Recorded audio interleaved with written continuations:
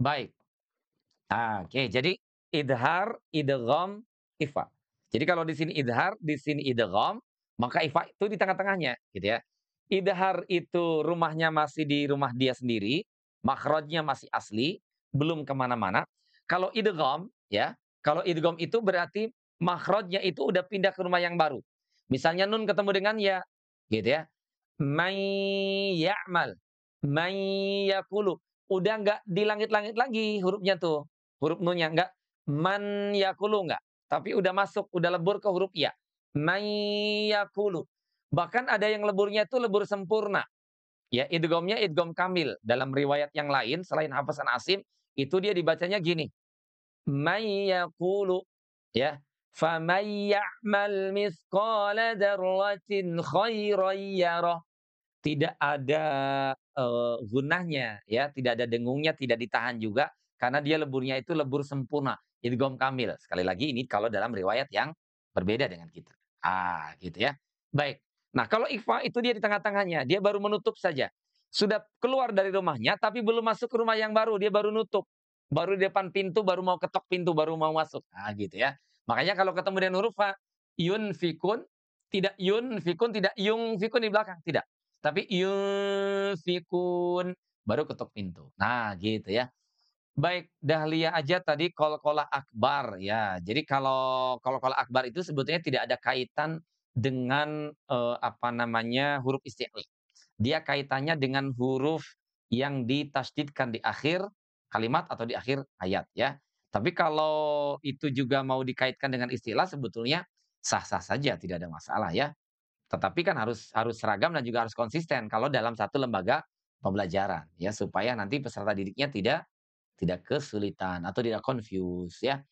Baik, sahabat user 5979. "Assalamualaikum Ustaz, izin ikutan nyimak sambil belajar." Ya, kita belajar bareng-bareng. Saya juga masih belajar ya.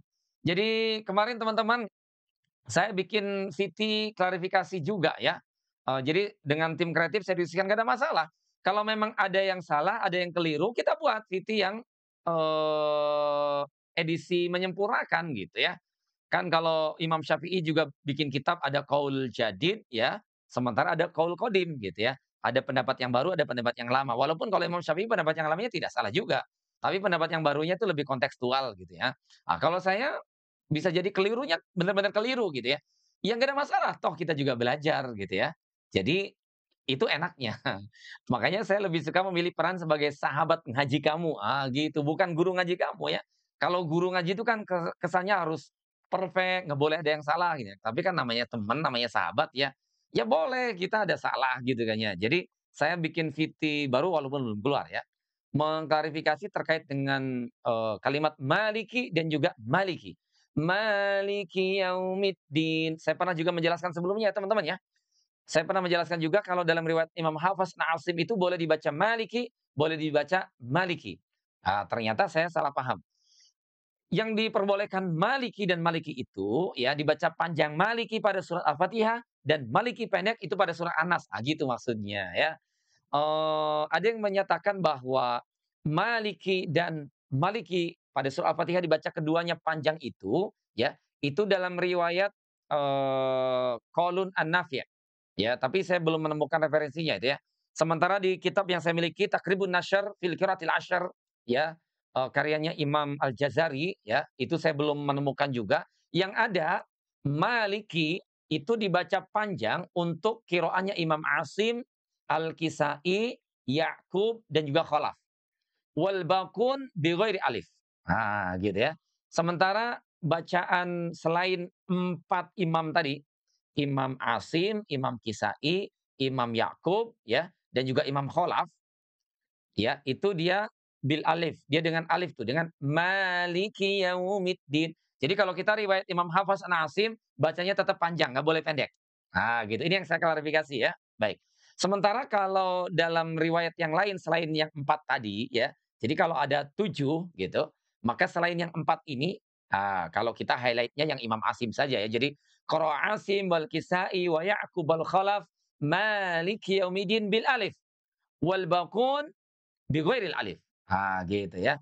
Jadi Imam Asim, Imam Kisai, Imam Ya'qub, Imam Khalaf itu membacanya Maliki yaumiddin. Jadi dalam riwayat Imam Hafs Asim itu hanya dibaca panjang saja. Maliki yaumiddin tidak boleh dibaca pendek. Ah, gitu ya.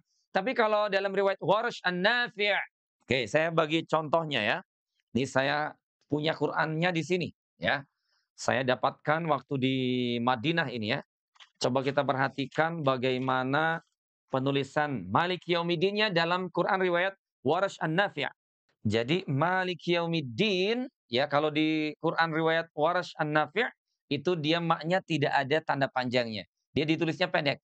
Maliki Yaumiddin. Ah, gitu ya. Jadi insya Allah ditunggu saja video klarifikasi saya dan mohon dimaafkan kalau ada kekeliruan atau juga kesalahan. Namanya juga manusia yang masih terus berusaha untuk mengupgrade diri dengan pemahamannya di dalam ilmu tajwid. Nah, gitu teman-teman ya. Jadi kesalahan dalam belajar itu bukan aib gitu ya. Karena ada orang yang kalau salah itu takut gitu ya, takut salah gitu ya. Nggak ada masalah gitu ya. Jadi kalau kita salah, maka di situ ada peluang untuk memperbaiki. Bisa jadi ada 2 ladang pahala di situ ya. Buat yang mengoreksi, pahala buat dia, tawasau bil haq, ya kan? Buat kita, itu kan tawasau bis sabr gitu, ya. Menasehati diri untuk bersabar, sabar gitu ya. Jangan, apa namanya ya, jangan menutup diri gitu ya dari kebenaran. Kan kebenaran itu bisa lewat siapa saja kan teman-teman ya kan, gitu ya. Bisa lewat murid gitu kan, bisa lewat teman, bisa lewat guru gitu ya, ma fi musykilah gitu ya. Jadi saya ingatkan teman-teman, jangan pernah merasa malu ya, kalau salah ketika belajar, apalagi takut gitu ya. Yuk kita belajar bareng-bareng, setuju? Oke, yang nggak setuju juga nggak apa-apa sih, katanya meni salah, katanya ya ya terserah lah gitu ya, baik. Oke, Richa Bramelta, huruf dal itu letak lidahnya menempel di gigi seri atau langit-langit bagian empat pusat. Kalau huruf dal itu dengan gusi ya, bukan dengan langit-langit, bukan dengan gigi, kalau dal. Tapi kalau zal itu dengan gigi seri. Da, za. Da, za. Kalau dal yang nggak pakai titik itu, dia ujung lidahnya dengan gusi ya, da. Tapi kalau zal zal ujung lidahnya dengan gigi seri atas. Bukan dengan langit-langit. Kalau dengan langit-langit bunyinya gini, da, da, di, du. Dana, dauna, duna, daina, dina, dadena. Nah, ya. Kayak ini apa namanya? Kayak teman-teman dari Bali ya, Lombok sebagian, itu dia kalau mengucapkan huruf da, ya huruf D dalam bahasa kita, kita, gitu ya, itu dia dengan langit-langit, tapi itu kan logat daerah, ya. Kalau dalam bacaan Al-Qur'an, itu ujung lidahnya nempel dengan gusi aja. Da, di, du, ya. Baik, kita coba lanjut ya, yang Sumina Ustadz kalau huruf za, itu bagaimana? Pertanyaannya za atau za? Kalau za, zai yang huruf ro pakai titik di atas ya, itu dia hurufnya diucapkan dengan cara menyentuhkan ujung lidah kita. Ya, itu di gusi bagian bawah, za. Za, zi, zu. Di belakang gigi ya, di belakang gigi seri, di bawah itu za, zi, zu. Tapi kalau huruf dal, yang huruf dal pakai titik, ujung lidahnya dengan gigi seri atas. Za, zi, zu. Saya ulang. Kalau zal, za, zi, zu. Ujung lidahnya ada di gigi seri atas. Nah, ini dia ya. Saya selalu, jelaskan pakai alat peraga. Nah, ini kalau pakai alat peraga kan begini ya. Oke. Ini kalau zal begini nih. Za, zi, zu. Ini kalau za. Kalau za di sini nih. Ya, kalau za. Di belakang gigi, nah ini di belakang gigi seri, cenderung ke gusi bawah. Nah, di sini gusi bawahnya ya. Oke. Saya zoom in. Nah, ini dia ya. Jadi ujung lidahnya ini ke gigi bawah di sini nih. Di sini. Nah, ini za. Za, zi, zu. Za, zi, zu. Kalau za, ya, kalau za di sini. Ya. Za, zi, zu. Saya ulang. Za, zi, zu. Kalau za, zi, zu. Nah, itu dia ya, sahabat Al-Quran. Baik, berikutnya. Rais Muhammad. Huruf gha bagaimana Ustadz? Huruf gha dari adnal halki, tenggorokan yang terdekat bagian atas. Gha. Ra, ri, ru, ya. Ra, ri, ru, ya. Jadi hurufnya mengalir, tapi bukan mengalir nafas loh, mengalir suara, bukan ra, ra, bukan ya. Tapi clean dia, bersih, nggak ada angin yang keluar ya, nggak sampai kempes, nggak sampai bocor gitu. Ya jadi clean ya, dia bersih sekali ya. Ra, ri, ru dan nggak ada getaran, tidak ra, ri, ru ya. Saya ingat betul waktu SD kelas 5 juga saya pernah, confuse ya, huruf ra itu gimana gitu ya. Ghairil maghdubi dulu saya ingat betul bacanya begitu ya, huruf ra-nya maksud saya. Tidak ra tapi ra, bersih, lembut ya, itu ghain ya. Baik, kemudian Siti Nurlaula, idgham kamil Ustadz baru tahu seperti apa. Memang, hampir jarang dibahas. Idgham kamil itu sebetulnya dari konsep kan gini, idgham itu kan pertemuan 2 huruf ya teman-teman ya. Kemarin saya sudah jelaskan, kemarin atau 2 hari yang lalu saya jelaskan idgham itu ya. Jadi idgham itu ada 3 sebab teman-teman. Yang pertama, idgham itu kalau bertemunya 2 huruf identik. Ya, huruf ta dengan huruf ta. Sama rabihat tijaratuhum wa qad dakhalu. Nah, ya. 2 huruf identik bertemu, yang satu sukun, yang satu berharokat, ya. Maka dia lebur tuh. Nah, itu leburnya kan totality, ya, lebur sempurna gitu. Wa qad dakhalu. Ya karena memang 2 huruf identik, maka huruf yang sukunnya itu benar-benar masuk kepada huruf yang kedua. Ya tempatnya di situ-situ juga, gitu kan. Nah, ini namanya lebur sempurna nih teman-teman. Lebur itu idgham, sempurna itu kamil, gitu sebetulnya ya. Tapi kalau huruf, nun dengan huruf iya contohnya ya, huruf nun dengan huruf iya. Nun itu kan punya sifat gunnah, maka ketika dia dilebur kepada huruf iya, makhrajnya udah masuk, rumahnya udah masuk ke rumahnya huruf iya. May ya'mal. Tapi ada sifat daripada huruf nun yang masih harus dipertahankan, ya. Yang masih harus dinampakkan. Sifatnya huruf nun itu apa? Gunnah. Makanya jadi idgham bi gunnah gitu. Makanya kalau dari konsep, sempurna dan tidak sempurna idghamnya itu ya, dia tidak masuk dalam kategori idgham kamil, tapi naqis namanya ya. Idgham sebagian, yang sebagiannya lagi masih sifatnya huruf nun itu dipertahankan. Jadinya man ya'mal. Nah, itu namanya idgham nakis. Kalau dari kesempurnaan leburnya, gitu ya. Sahabat Siti Nurlaula. Siti Nurlaula, ya, baik. Sumina, saya suka kedengarannya seperti ja. Ya. Jangan terlalu suka ya yang Sumina ya. Jangan terlalu suka ya. Kalau salah itu segera diperbaiki, jangan suka banget gitu ya. Maksudnya, terkeliru gitu ya. Baik. Iya, jadi bandingkan za-nya dengan ja. Kalau ja itu dari tengah lidah, ja, ji, ju, ya. Kalau za dari depan, mirip seperti suara lebah katanya. Jadi lebah itu kalau terbang, ya, betapa harmonisnya itu sayap-sayapnya itu, dia menjentikkan sayap-sayapnya sehingga terdengar seperti harmonis suara yang sangat indah.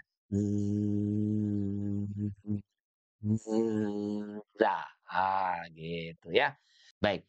Nini, kalau ada mim bertemu ba, tapi nggak ada tanda mim kecil di atas, apakah dibaca bendal juga Ustaz? Waduh, ki Jawa pundi ki aku orang ngerti. Ya, baik.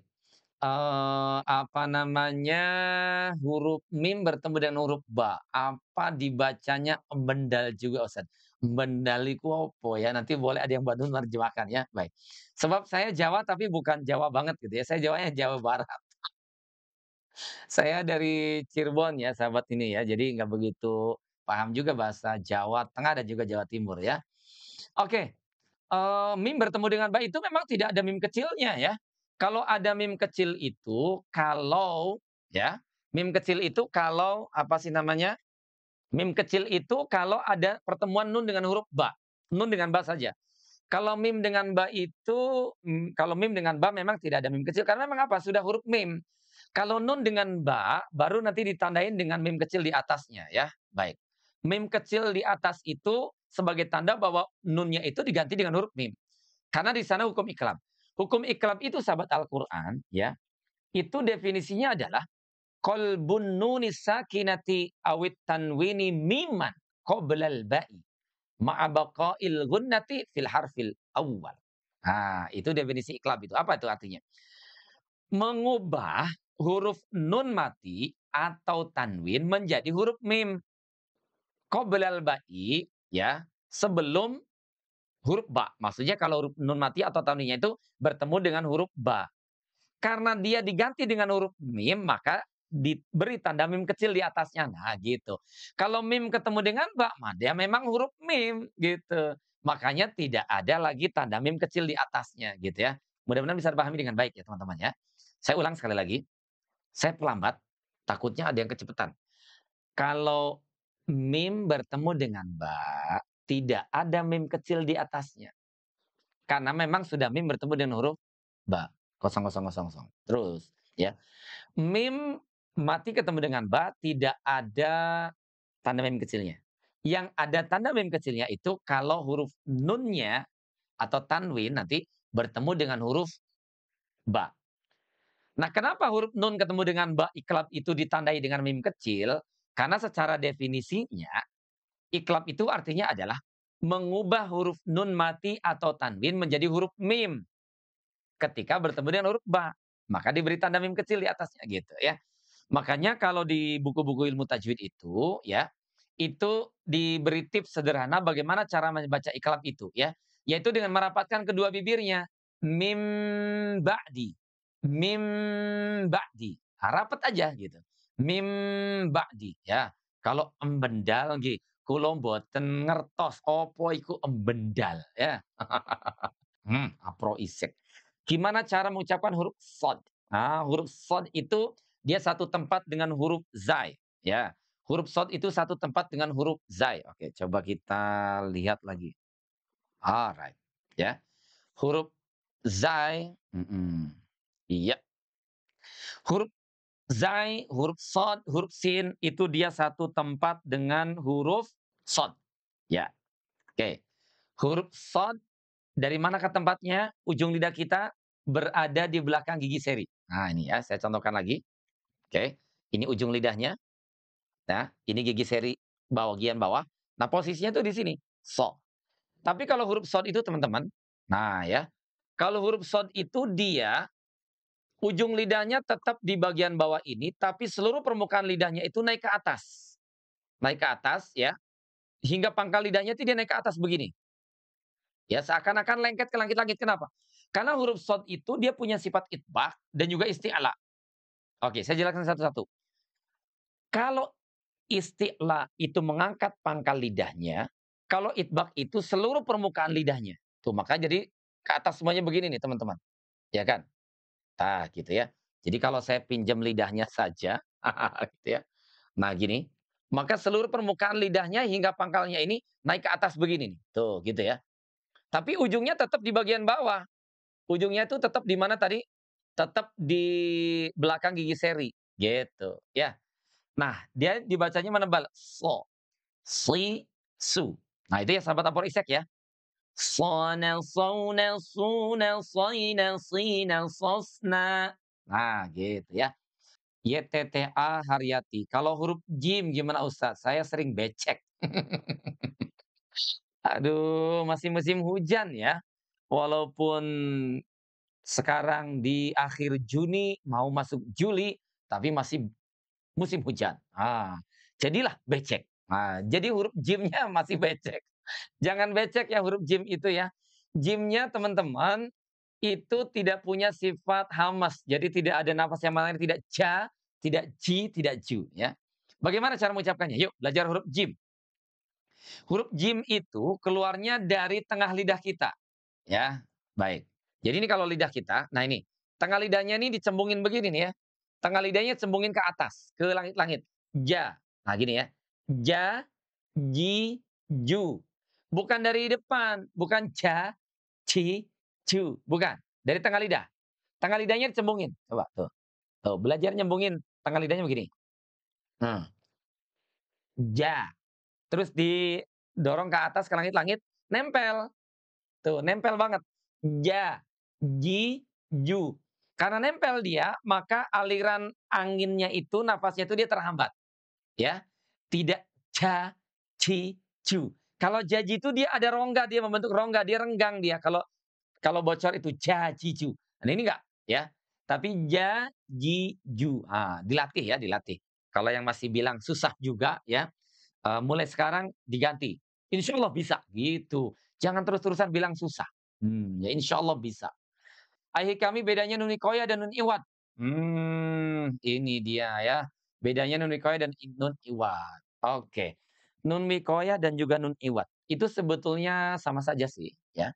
Sama saja. Kalau ada yang membedakan, boleh juga ya. Tapi nun wikoya dengan nun iwad itu sebetulnya pada benda yang sama. Nun wikoya itu bedanya kenapa disebut nun wikoya? Artinya wikoya itu adalah perlindungan ya.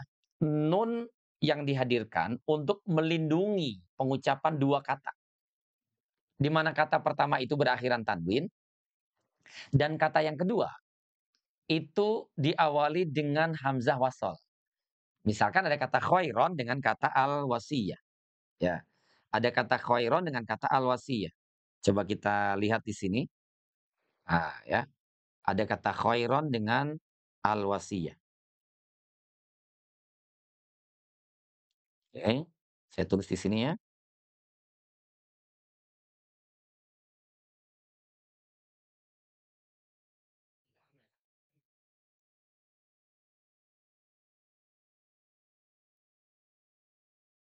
Ya. Nah, di sini ya teman-teman ya. Ada apa di sini? Ada tanwin bertemu dengan alif lam. Alif lam kan diawali dengan hamzah. Itu contohnya ya. Jadi tidak dibaca khairul wasiyah. Karena kalau orang tidak begitu paham ya, nanti salah-salah dia membacanya menjadi khairul wasiyah. Nah, bukan khairul wasiyah ya teman-teman ya. Tidak juga khairon al wasiyah tidak. Nah, bagaimana cara membacanya ya? Ini khairon, khairon ya. Itu kan ada bunyi nun sukun sebetulnya pada saat kita membaca tanwin. Jadi hakikat tanwin itu adalah nun sukun khairon. Maka di sini ada bunyi nun di sini. Ya, makanya suka ditulisin nun kecil kan teman-teman ya. Suka ditulisin nun kecil ya. Oke ya. Suka ada nun kecil begini nih. Nah, khairon yang tadinya sukun itu diberi tanda kasroh. Oke, perhatikan ini. Khairon yang tadinya sukun itu diberi tanda kasroh. Nah, ini kasrohnya ya. Untuk apa? Menyelamatkan, melindungi, menjadi tameng gitu ya. Supaya kata khairon dan kata alwasiyahnya itu terjaga dari segi pengucapan, enggak sampai ada yang hilang gitu. Nah, makanya di situ perlu nun wikoyah. Di sini nun kecil ini ya. Supaya apa? Cara menyambungkan keduanya itu mempertahankan bunyi tanwinnya dan juga mempertahankan hamzah wasalnya. Khaironil wasiyah. Khaironil wasiyah. Gitu. Oke. Sekarang kita fokus pada kasrohnya. Nun itu asalnya tadi berharokat sukun. Pada saat kita menyebutkan, dari segi sebutannya, bukan dari segi tulisannya. Dari segi sebutan. Khairon, khairon, ketika tanwin itu kan bunyinya nun sukun. Maka dia digantikan dengan kasroh. Jadi khaironi. Tuh. Tanwinnya atau nun sukunnya itu diganti dengan bunyi kasroh. Nun kasroh. Nun sukunnya diganti dengan kasroh. Tuh. Jadinya khaironil wasiyah. Tuh. Maka dari sini, ketika nun ini berfungsi sebagai perlindungan, ya, melindungi untuk 2 kata ini tetap utuh dari segi pengucapan, maka dia disebut nun wikoyah. Nah, ini dari segi istilahnya nih teman-teman ya. Nun wikoyah. Oke. Tapi kalau kita fokus pada nun kasrohnya tadi, ya, sebagai pengganti dari nun sukun, maka dia disebut dengan iwad. Nah, gitulah kira-kira sederhananya ya. Iwad itu artinya kan mengganti. Kalau wikoya itu artinya tadi ya, melindungi gitu. Jadi kamu lebih pilih yang mana? Wikoya atau iwad? Kedua-duanya sama. Mafi musykilah ya.